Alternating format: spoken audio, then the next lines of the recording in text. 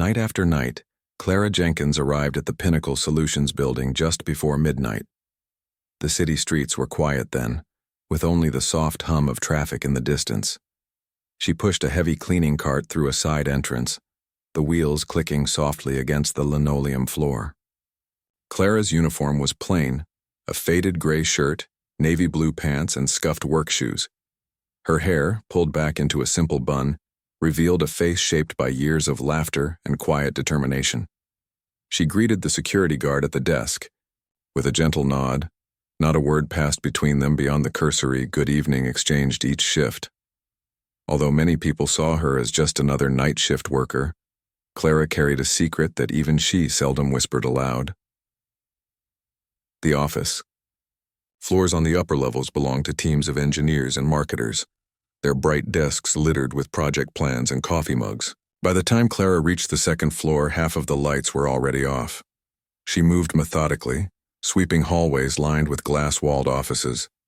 If anyone from inside looked out at that hour, they would have seen only a lone figure, moving steadily and silently through the building. A gentle smile might have flashed on Clara's lips as she wiped glass doors, for each swipe was a reminder of the careful balance she maintained between her public life and her private truth. To her colleagues, she was simply the janitor, but in reality, Clara Jenkins was the largest single shareholder of the very company she cleaned. Clara's life had not always been quiet. She grew up in a small house on the south side of Chicago, raised by her uncle Richard Jenkins after her parents passed away in her early childhood. Uncle Richard was a pioneer in computer software, a man with big ideas but limited resources. He built Pinnacle Solutions from a cramped rented office to a thriving mid-sized technology firm. Clara remembered those early days, the two of them, sharing boxed meals in an empty workspace, her uncle sketching business plans on crumpled paper. Although Richard's health began to fail when Clara was still in her teens, he made sure she understood every aspect of the company, investing in her a sense of responsibility and pride. When he passed away 15 years ago, Clara inherited the majority of his stock, more than 50% of all outstanding shares, making her the true owner. Still, she chose to remain in the shadows, letting others run daily operations while she quietly observed, always mindful of the legacy he left her. On paper, Clara had the power to shape every decision at Pinnacle Solutions, from hiring executives to approving multi-million-dollar contracts. Yet she never flaunted that power. Instead, she decided early on that the best way to stay connected to the company's heartbeat was to work among its staff, unseen and unassuming. As a result, the firm's higher-ups remained unaware of her ownership. They saw her only as the janitor who mopped floors, emptied trash bins, and refilled supply cabinets. She took pride in her work, unaware that her diligent cleaning mirrored the careful attention she paid to her uncle's company. When executives told stories about the mysterious janitor who never stops working, Clara smiled to herself, knowing those remarks had an irony they could never detect. Her routine was nearly ritualistic. She began by checking the daily cleaning schedule, posted in a small room just beyond the elevator lobby. There she found handwritten notes about special tasks: wipe down the CEO's office floor before dawn, sanitize the conference room at 3 a.m., ensure the supply closet was stocked with fresh towels and cleaning supplies. Clara carried out these duties methodically, always at a pace that allowed her to observe, to listen, to learn. Sometimes she overheard soft conversations through slightly open office doors. Executives debating whether to expand into a new market, finance managers discussing quarterly earnings, junior staff sharing personal worries. These snippets of conversation helped Clara piece together how her uncle's company was really run. She took mental notes but revealed nothing of her own significance. Despite her light footsteps, the building's echoing silence could feel lonely. Yet Clara found comfort in the solitude. She treasured the quiet moments when she could pause by an office window and watch the city lights flicker along Lake Michigan's shore. In those still minutes, she thought of her uncle's dream, a company that balanced innovation with integrity, one that supported its employees and served its clients with honesty. Over time, Clara realized that some of the decisions made in the boardroom strayed from that original vision. She sensed small compromises, budget cuts that affected junior staff, marketing strategies that prioritized profit over community impact. While her uncle might have reconsidered such choices, the current leadership pressed on, confident that they knew best. Clara felt a growing unease each time she noticed these shifts, but even more, she felt an obligation to correct the course when the moment was right. At around 2 a.m, Clara paused near the executive suite to refill the soap dispenser in the hallway restroom. The soft hum of the air conditioning and the low buzz of computers left on standby were the only sounds. The janitorial closet was stocked with everything she needed: a fresh roll of towels, a new bottle of glass cleaner, a neatly folded stack of mop pads.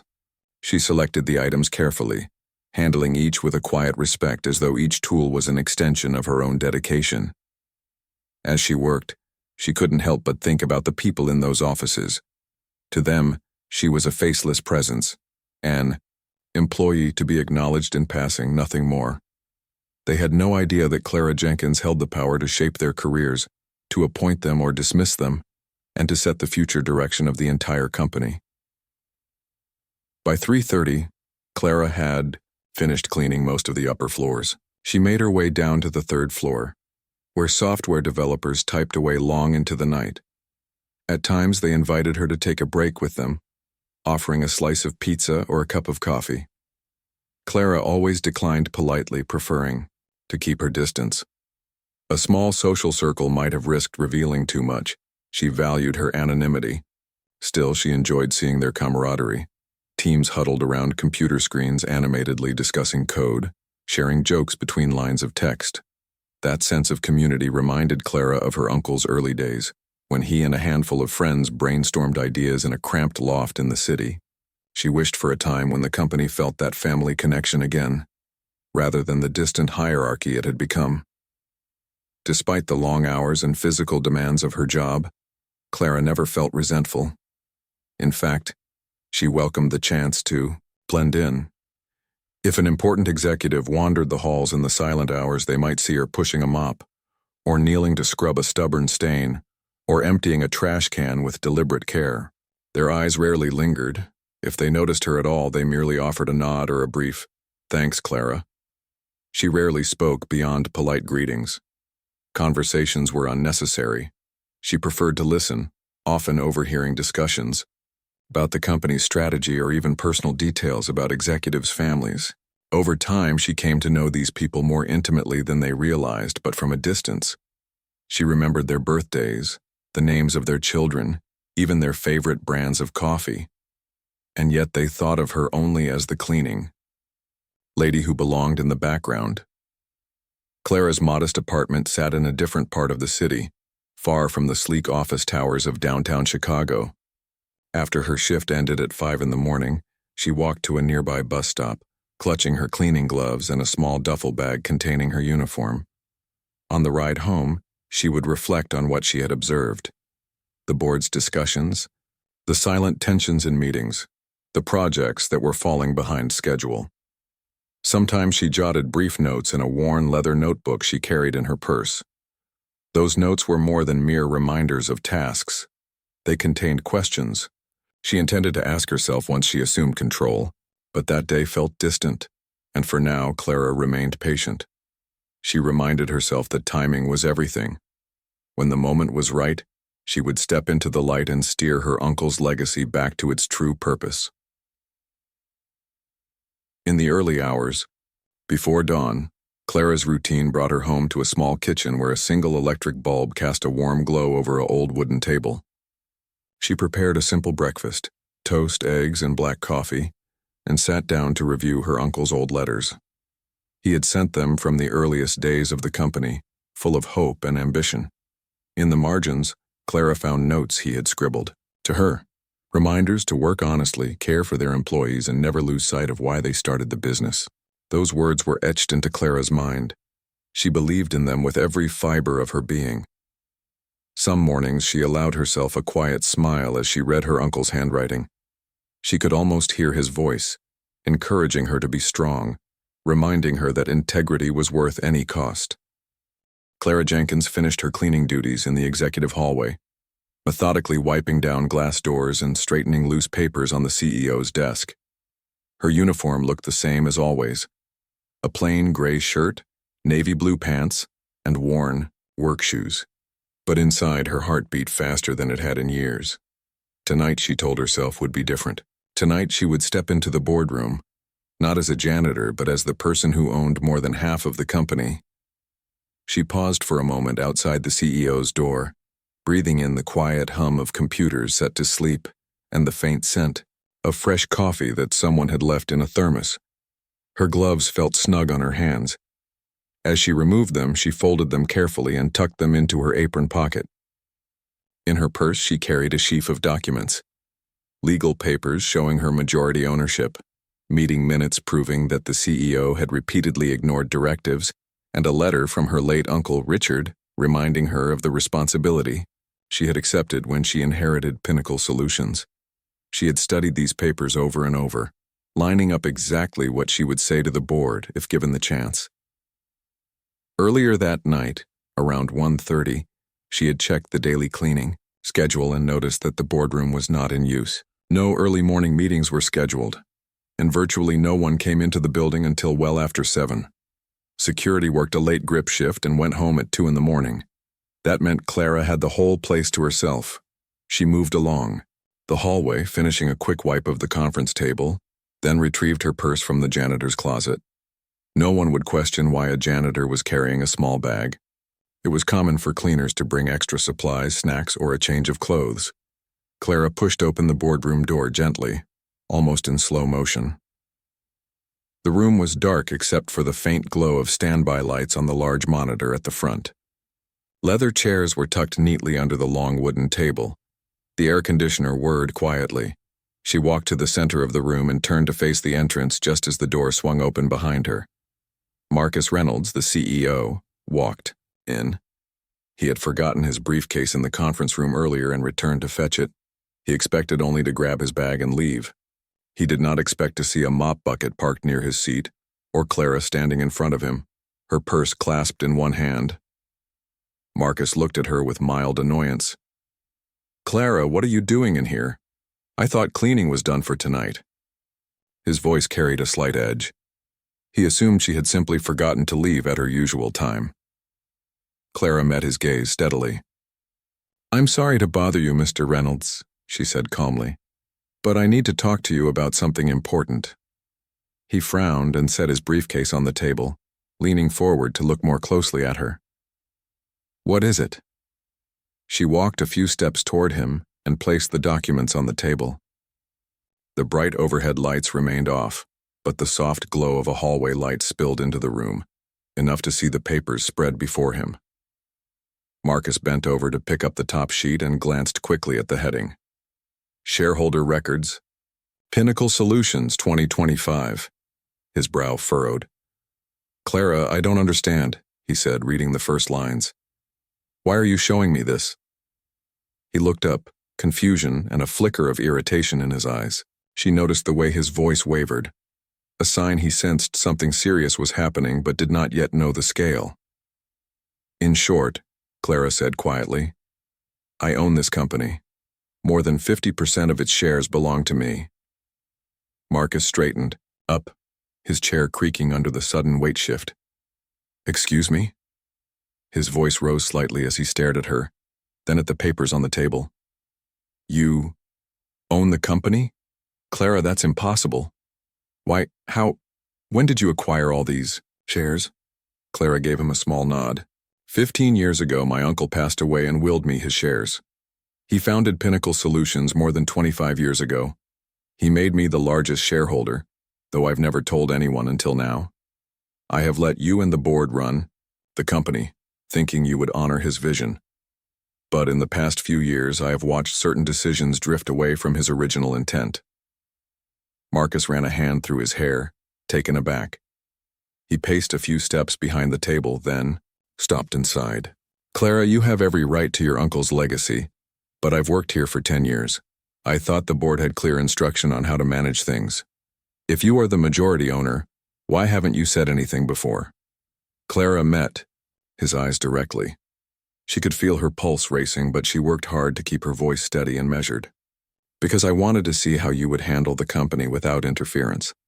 I believed in giving you space, but now I see that some decisions have hurt employees and weakened our relationship with clients. I have evidence that you have ignored key directives from the board, and in doing so, you risk the company's reputation and my uncle's legacy. Marcus's face drained of color as he reached for the papers and scanned the highlighted sections. Clara had copied minutes from board meetings where recommendations to invest in employee development programs were dismissed, and contracts that had great potential were shelved in favor of riskier ventures suggested by outside consultants. I didn't think any of that would cause serious harm, he stammered, snapping the paper shut. We were focused on growing revenue. I thought that was in line with our goals. Clara shook her head gently. Growth without a stable foundation can lead to a crash. I have watched people struggle with low morale, and I have seen projects fail because we did not invest in our own staff. I cannot stand by any longer. I am terminating your role as CEO, effective now. Marcus launched himself forward, slamming a hand on the table. You can't do that. You're the janitor. Where do you get off? He stopped, eyes widening as he remembered that the law was on her side. He looked uncertain, torn between anger and fear. I don't understand how you can have the authority to do this. Clara leaned forward, pressing down on a copy of the board's resolutions. These documents show that the board has overwhelmingly voted to give the CEO's position to someone who will follow the original principles laid out by my uncle. You ignored those votes. I am simply exercising my right as majority shareholder to correct that. I will serve as interim CEO until a proper successor is chosen. Marcus leaned back, his face a mixture of disbelief and resignation. Around him, the lights flicked on as other members of the board, alerted by the security guard's camera feed, arrived at the conference room door. Their eyes darted between Marcus and Clara, confusion and shock evident on their faces. No one had ever expected to see the janitor confronting the CEO in this way. Clara watched their reactions carefully. A few board members whispered to each other. One of them, a tall woman in a sharp business suit named Angela Morrison, stepped forward and cleared her throat. Clara, she said politely but firmly, we did not know you held the controlling shares. If this is true, we should confirm the paperwork. We need to verify everything with legal counsel. Clara nodded and retrieved a bound folder from her purse. I have copies of the will, the stock certificates, and the notarized board resolutions. My lawyer's office is on call. They can confirm these documents immediately if you wish. Angela took the folder and flipped through the pages. The rest of the board members gathered around, leaning in to see the documents. Clara noticed the change in their expressions. Disbelief gave way to acceptance as they recognized her ownership. Murmurs spread through the room. Marcus stood silently, head bowed, as Angela met Clara's eyes. It appears everything is in order, Angela said, finally handing the folder back. Clara, as the majority shareholder, you do have the authority you claim. Mr. Reynolds, I'm sorry, but it seems that your termination is valid. We will begin the search for a new CEO immediately. Marcus's shoulders sank as he looked around the room. The gravity of his situation settled in. Nobody spoke as he gathered his briefcase and left the boardroom in silence. Clara watched his retreating figure, feeling a mix of emotions. She felt relief that this moment had arrived, but also a certain compassion for the man who had once guided her uncle's company. She knew she had to show no hesitation. Once Marcus left, Angela turned to Clara. Are you prepared to step in as interim CEO? She asked quietly. Clara took a deep breath and nodded. Yes, she replied. I am prepared. I have been preparing for this for a long time. I will hold an emergency meeting this afternoon to outline our immediate priorities, Angela offered, a small, respectful smile. Then we should make the necessary formal announcements. Some staff may be upset or confused. It's best they hear it from the board. Clara agreed and spent the next few minutes assisting Angela in drafting an internal memo to be distributed that morning.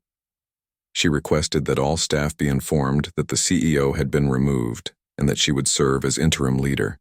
She asked for a meeting in the main conference room at 10 a.m. so employees could ask questions and learn more about her vision. The morning sun filtered through the tall windows of the Pinnacle Solutions lobby, casting golden reflections on the polished marble floor.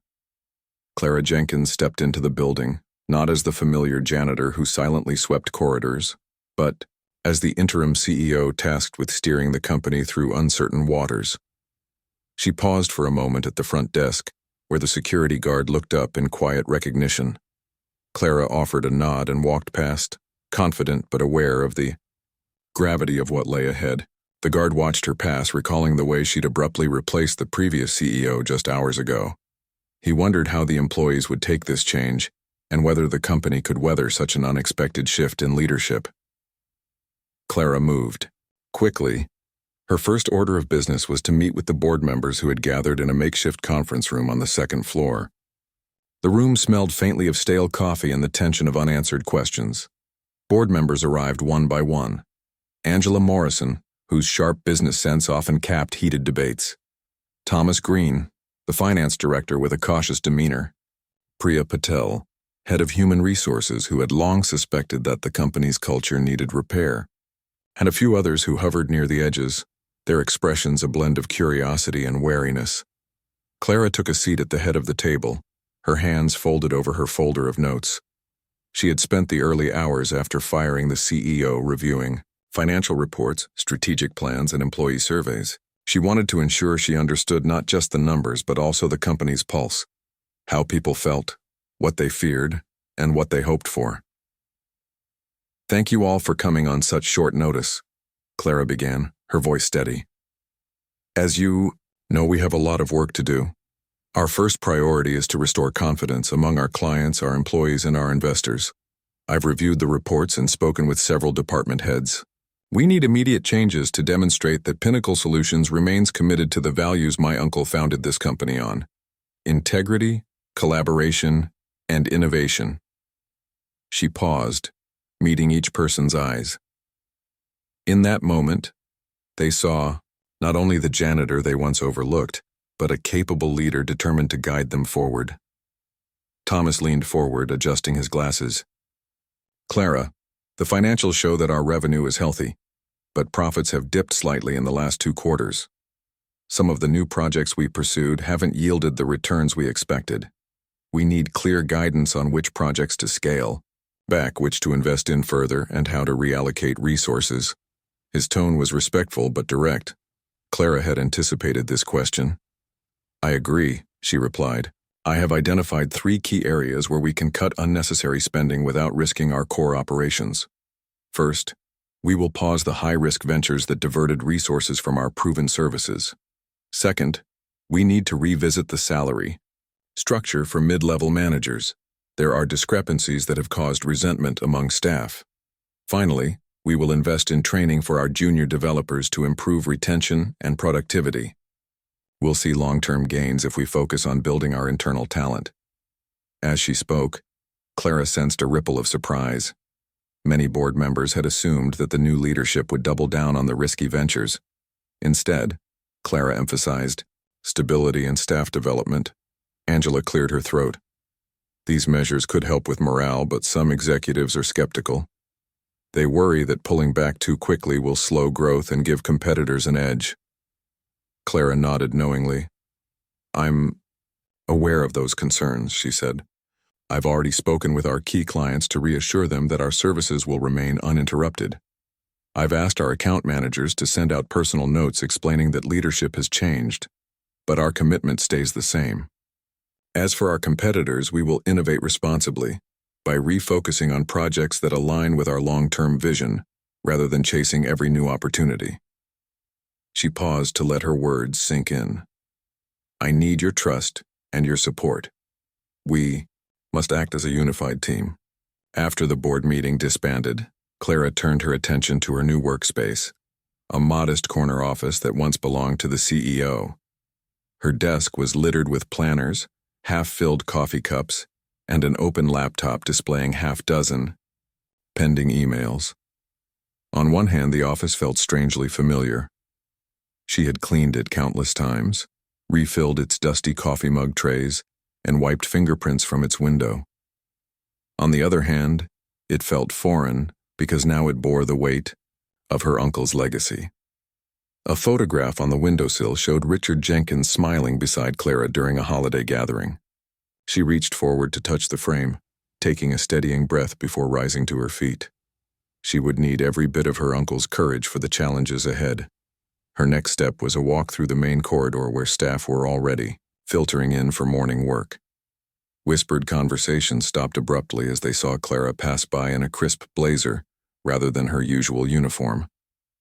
Some employees shot her curious glances, while others looked away, uncertain whether to nod or stare. Clara smiled gently at a mid-level developer who once offered her a slice of pizza during the night shift. He smiled back, a flicker of encouragement in his eyes. She made a mental note to visit the development wing later and speak with him and his team. It was important to show that she valued input from all levels, not just from the executive suite. Clara's first meeting of the day was with the heads of each department. The conference room buzzed with subdued anxiety. People wondered how their roles might change under her leadership. The marketing director, a young woman named Serena, spoke up. "Ms. Jenkins, our latest campaign for the new software package has been underwhelming. We invested substantial funds, but the response has not met projections. I'd like to propose a different strategy focused on targeted social media engagement, but that will require additional budget." Clara listened with focused attention. "Serena, thank you for your insight," she said. "I agree that we need to adapt. However, our marketing budget is tied closely to revenue. We can allocate resources to a revised campaign, but let's make it lean. Use data analytics to focus on platforms that yield the highest conversion rates. I also want to explore partnerships with industry influencers who share our values. If we can secure a few strategic collaborations, we may not need substantial budget increases." The marketing director nodded, her expression shifting from cautious hope to genuine enthusiasm. Across the table, the chief operations officer, David Cho, shifted uncomfortably. "Clara, you're asking us to cut back on new ventures and reduce budgets, but we already have deadlines for the projects in development. My concern is that delaying these projects could damage our reputation for timely delivery." Clara leaned forward, placing her hands on the table. "I understand, David," she replied firmly. "We will not abandon current clients or delay deliverables. Instead, we will prioritize projects based on profitability and alignment with our core strengths. If a project no longer meets those criteria, we will discuss making a strategic adjustment or transitioning it to a smaller, dedicated team. Our goal is to deliver quality work rather than spread ourselves too thin." David exhaled, visibly relieved. The tension in his shoulders decreased as he recognized Clara was not suggesting reckless cutbacks, but thoughtful realignment. By mid-afternoon, Clara had sat through department-by-department meetings, each one presenting its own set of challenges. The sales team was frustrated that lead generation had slowed. The finance department was drowning in spreadsheets tracking dwindling profit margins, and the human resources staff highlighted soaring turnover among junior staff who felt overlooked. Clara took careful notes. She spoke with empathy and offered clear, actionable steps. Launch a mentorship program to pair seasoned employees with new hires, revise the commission structure to make it more transparent, and host weekly town hall sessions where she would speak directly to any staff member with concerns. Her willingness to engage directly with employees began to soften some of the initial skepticism. But as the day wore on, Clara encountered subtle resistance. A few senior executives conspired to challenge her decisions behind closed doors. She wasn't surprised. Change of this magnitude often breeds quiet dissent. During a brief break-in, her schedule, Clara's personal assistant, Marisol, handed her a note slipped under the door. The note was anonymous and curt. "You don't understand the game. This company isn't run by cleaning ladies. Best you stick to what you know." Clara read it carefully, then crumpled it into her fist. She felt a momentary sting, anger that someone would belittle her position and doubt her competence. She took a deep breath, smoothed out her dress, and tucked the note into her folder. She refused to let threats of belittlement derail her. Instead, she decided to double down on transparency.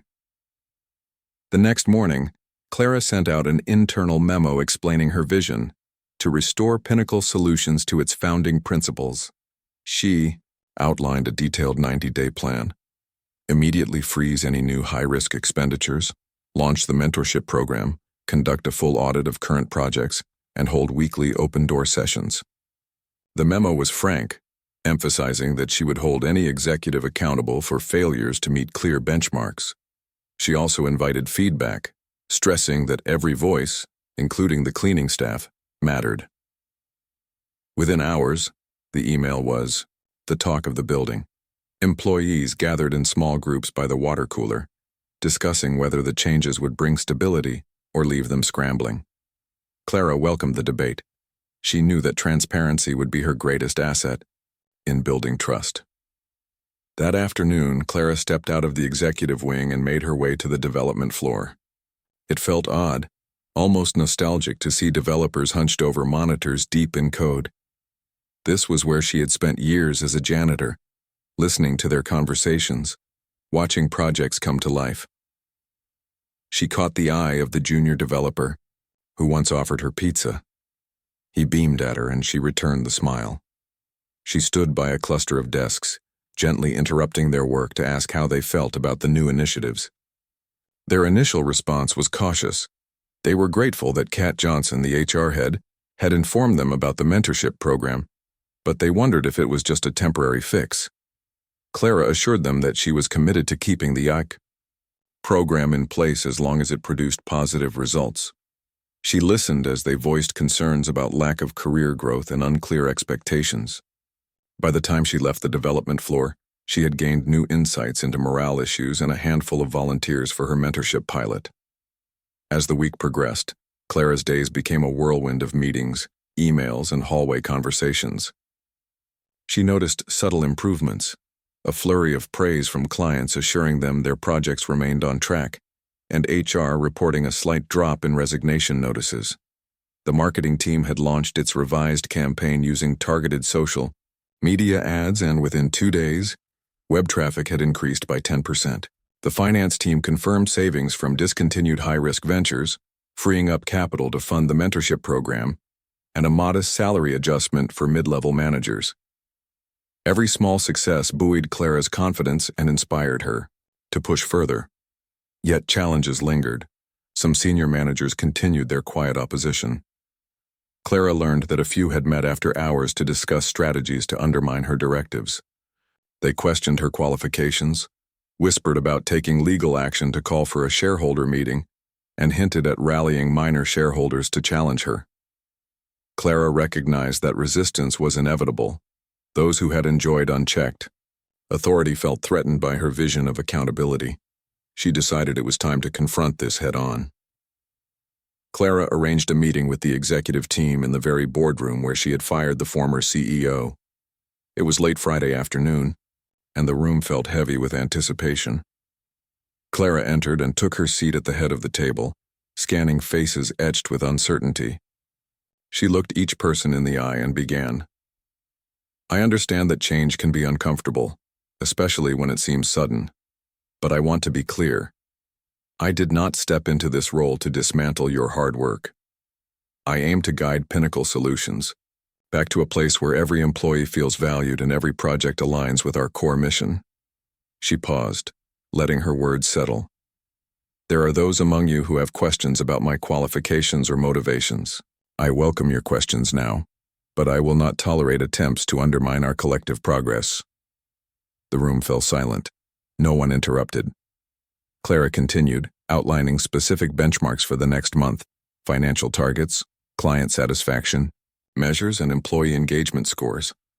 She emphasized that the board would review these metrics together and make joint decisions. By making her expectations explicit, she intended to leave no room for veiled dissent. That evening, Clara returned home later than usual, exhausted but resolute. She settled into her modest apartment and opened a folder of her uncle's old memos, reading his reminders about leading with empathy. She reflected on the battle she waged each day. On one side, the remnants of a company culture that allowed bias and neglect. On the other, her determination to restore respect and purpose. Clara believed her uncle would be proud of her courage and persistence. In the days that followed, Clara began to see the fruits of her labor. The mentorship program paired 40 junior employees with experienced mentors, and HR reported higher levels of engagement. The sales team closed a significant contract with a major client who commended the company's renewed transparency. Internally, the executive team, the more open-minded members, started to collaborate again, focusing on innovation rather than office politics. Even some of the more skeptical managers tentatively shared ideas for improving workflow, surprised that Clara welcomed their input. Nevertheless, a cloud still loomed. The group of dissenting executives had not yet given up. Rumors circulated that they intended to call an emergency shareholder meeting to challenge Clara's decisions. Though Clara held a majority of the shares, she knew that prolonged legal battles could drain both time and resources. She needed a decisive victory, a clear sign that her leadership had earned the trust of the broader shareholder base and the board as a whole. By the end of the month, Clara had accomplished more than she ever expected in her first weeks as interim CEO. She had cut unnecessary expenses, launched employee-focused initiatives, restored client confidence, and forged a path toward a healthier company culture. Yet, as she walked through the empty halls late one evening, mop in hand, not because she intended to clean but because the familiar action calmed her, she felt the tension building toward a decisive moment. She knew that in the next days she would face her greatest test, consolidating her gains while neutralizing the threat from those who still doubted her. The company's future hung in the balance, and Clara Jenkins was determined to lead Pinnacle Solutions confidently into a new era, even if it meant confronting one final pivotal obstacle. Late one afternoon, Clara Jenkins noticed an unusually sharp tension in the air at Pinnacle Solutions. She had spent weeks rebuilding trust, improving processes, and boosting morale, but beneath the surface, a small group of senior executives still worked against her. Rumors had reached her that they planned to call an emergency shareholder meeting.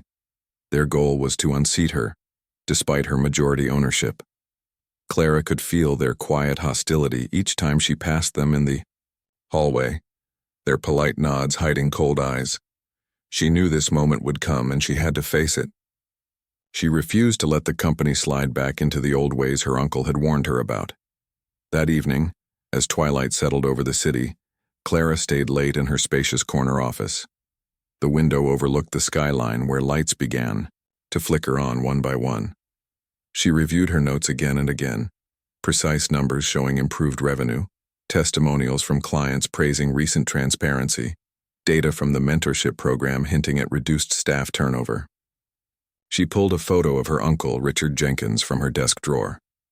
In the black and white image, he smiled warmly at a much younger Clara. She whispered to herself, "I will do this right, Uncle. I will not let you down."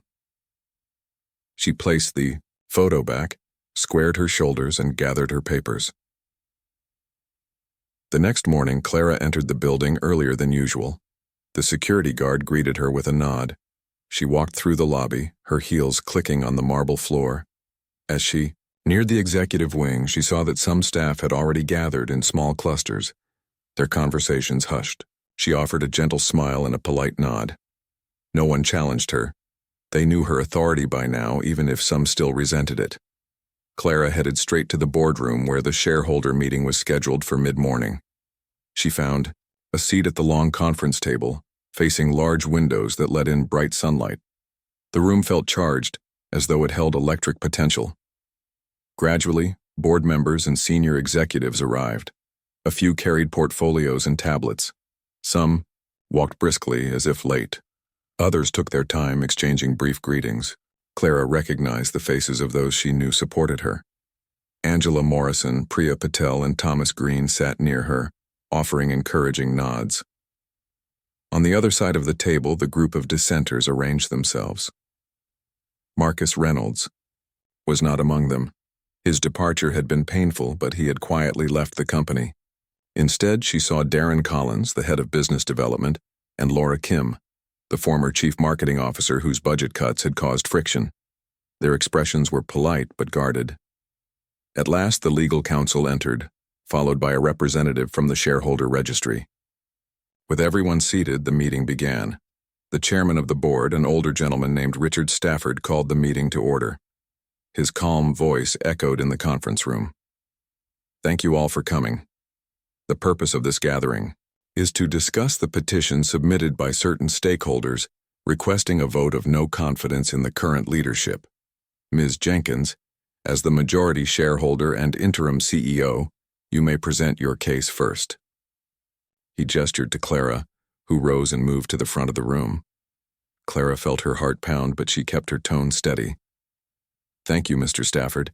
I appreciate the opportunity to address these concerns directly. I understand that you question my leadership because I began my tenure as a janitor. However, I have the same rights and responsibilities as any majority shareholder. In the past weeks, I have focused on restoring our company's stability, re-engaging with clients, and rebuilding morale.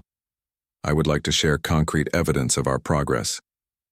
She moved to a presentation screen and clicked a button. A simple slide appeared showing quarterly revenue figures. Here you see revenue has increased by 5% over the last quarter. This uptick occurred even as we reduced spending on high-risk ventures. By focusing on profitable core projects, we ensured stable growth. She clicked to the next slide. Graphs depicting client satisfaction rates. Client satisfaction improved from 72% to 85% after we implemented transparent communication strategies. Emails and personal calls to key clients brought confidence that had begun to erode. Several clients renewed contracts early, saving us millions in projected revenue. She paused, gauging the reactions. A few skeptical faces softened slightly. She advanced to the next slide, employee engagement metrics. Our internal survey shows that employee satisfaction rose 20% in 4 weeks. The mentorship program has paired 50 junior employees with experienced mentors. Early feedback indicates improvements in skill development and lower turnover in tension. We are already saving on recruitment costs because fewer employees are resigning. Priya Patel, head of human resources, nodded approvingly and exchanged a quick smile with Clara. Taking a breath, Clara moved on to address the dissenters directly. I know that some of you believe these changes have been too rapid or not in line with previous strategies. But I ask you, where were you when morale was falling? When clients complained about lack of transparency? When some managers treated junior staff as disposable? My goal is not to punish anyone, but to realign Pinnacle Solutions with the vision my uncle set more than 25 years ago, balancing innovation with integrity and respect for all employees. As she spoke, she noticed Darren Collins shift uncomfortably in his seat, and Laura Kim folded her arms, but their eyes remained on her. Clara reached for the folder at her side. I have here all relevant documents, including board minutes showing directives that were ignored under previous leadership. I will not bore you with all the details, but I will summarize. In 6 board meetings last year, critical suggestions to invest in employee development were either dismissed or delayed. As a result, morale declined and we lost talented staff. I cannot allow that to continue. She gently set the folder on the lectern and turned back to the table. I am open to questions and concerns. Let us have an honest discussion. For a moment, the room was silent. Then Darren Collins leaned forward. Ms. Jenkins, none of us doubt that you inherited the shares. But do you really have the managerial experience to lead a technology company? We fear that your background as a janitor means you lack strategic vision. His words were polite, yet thinly veiled with condescension. Clara felt a flash of anger, but she controlled it. She replied calmly, I understand your concern. My role as a janitor allowed me to observe every nook and cranny of this company. I listened to hundreds of conversations, witnessed how decisions were made, and learned from nearly every department head. My uncle prepared me for this role. I have worked closely with legal and financial advisors to guide my decisions. I did not step into this role lightly. My vision is informed by both intimate knowledge of the company's heartbeat and strategic counsel from experienced advisors. She paused. I know I am not popular with everyone right now, but I have results to show. If you doubt my managerial ability, let us evaluate based on outcomes, not assumptions about my past. The room remained quiet, and Clara sensed that her answer had struck a chord. Laura Kim spoke next. Clara, we understand the numbers you presented, but our concern is that your decisions rely heavily on short-term gains.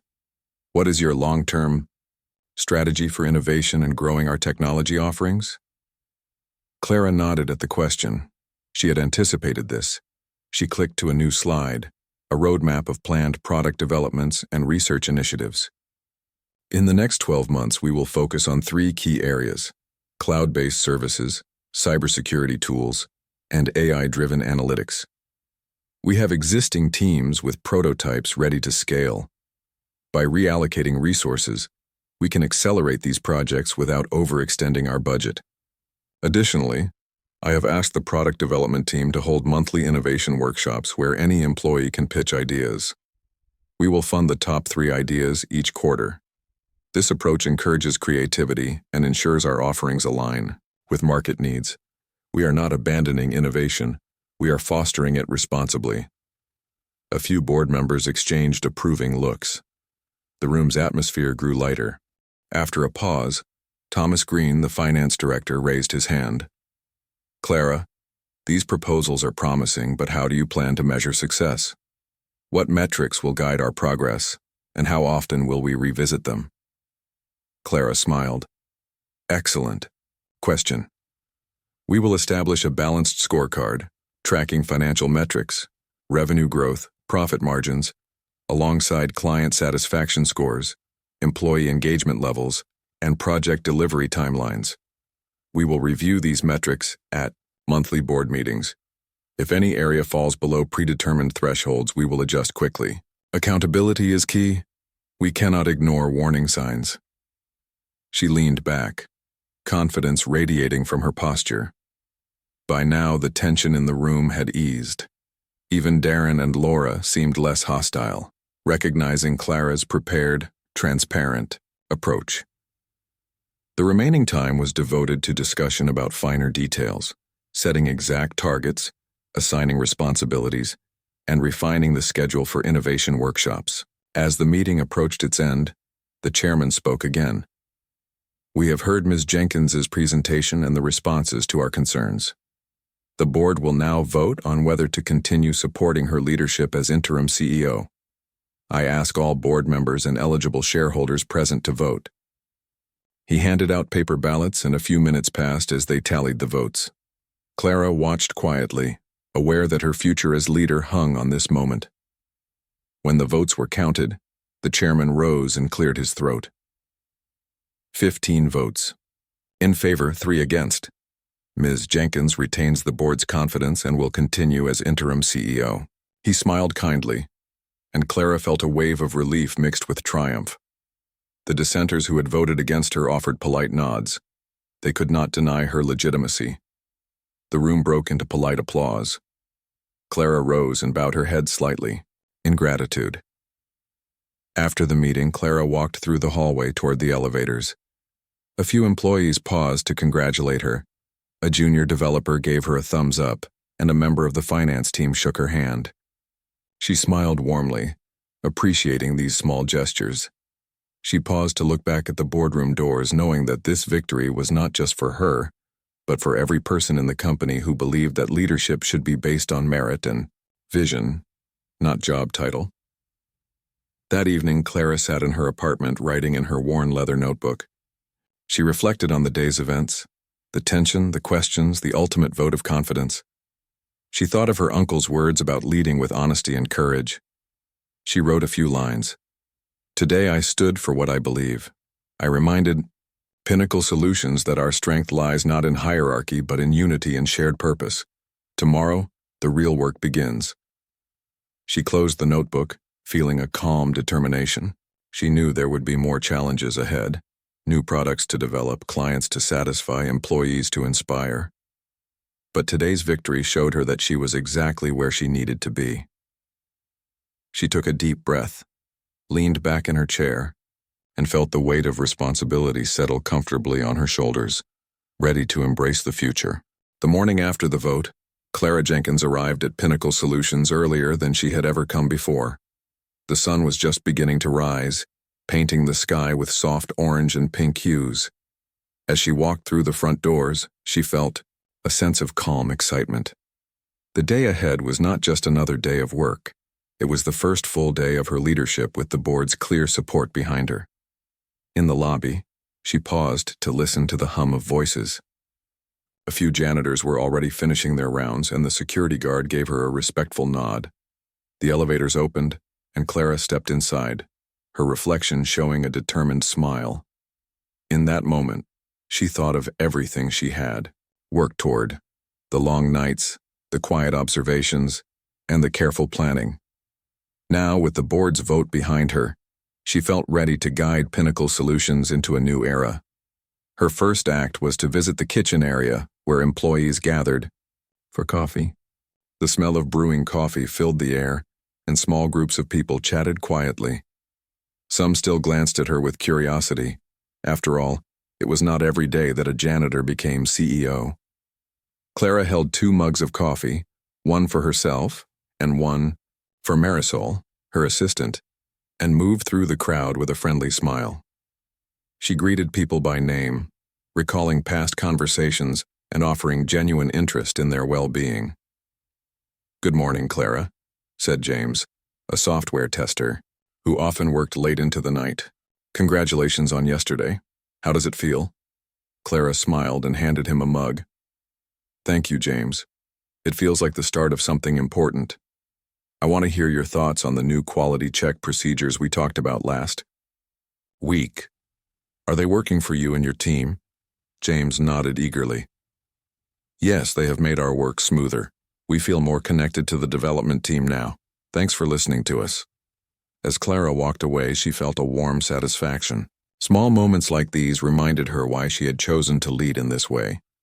She did not want to sit in an ivory tower. She wanted to be part of the daily flow, to hear concerns firsthand, and to make sure people felt seen and heard. Soon, Clara returned to her corner office. She found Marisol waiting by the door with a stack of memos. One was from the finance department, showing updated total revenue for the quarter. Another was from the HR team, with a list of volunteers for the mentorship program and their mentor-mentee pairings. A third memo was from the marketing department, outlining the launch schedule for the new social media campaign. Clara reviewed each memo carefully, making a few notes at the top of each page. "The mentorship program is off to a great start," Marisol said, pointing to the HR memo. "We have nearly 80 employees signed up as mentors or mentees. They're pairing up across departments too, some from finance, some from development, others from marketing. They're excited to learn from each other." Clara tapped the memo thoughtfully. "That is wonderful news. Let's make sure we track their progress with monthly check-ins. I want to send each mentor and mentee a note of encouragement next week." She set the memo aside and picked up the finance report. "Our revenue shows another 2% increase over projections. That's remarkable given that we scaled back on high-risk projects.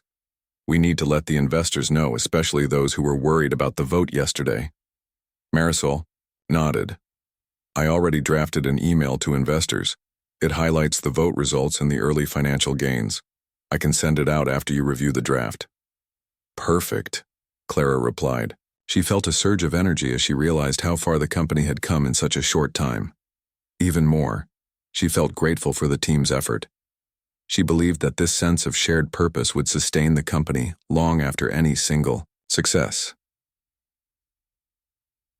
Late morning, Clara held her first all-company town hall meeting. The conference room was filled with rows of chairs, but the most interesting part was the screen at the front displaying a simple question. What kind of company do we wanna be? Clara stood near the screen, smiling as employees filed in. She scanned the room. Software developers with their hoodies and coffee cups, marketing staff dressed in smart casual attire, HR representatives, and even some of the cleaning crew. Everyone had a seat. No one stayed behind. Clara began, "Thank you for coming.